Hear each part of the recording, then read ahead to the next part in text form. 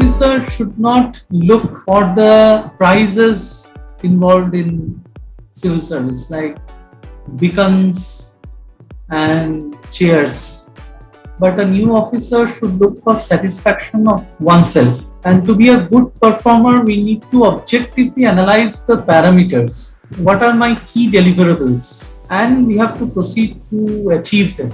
So my advice to the new members of Provincial Civil Service would be to focus on the deliverables, to plan how to get them, and to keep in mind that we have to work with people to get them. It's not that we are corporate people, we are taking a machinery along with. Our machinery consists of real life people who are human beings in their own right, who have their strengths and their weaknesses.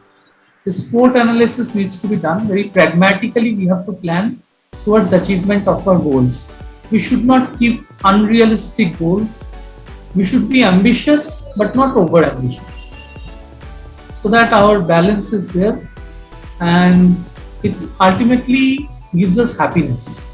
Happiness is very important in whatever we do.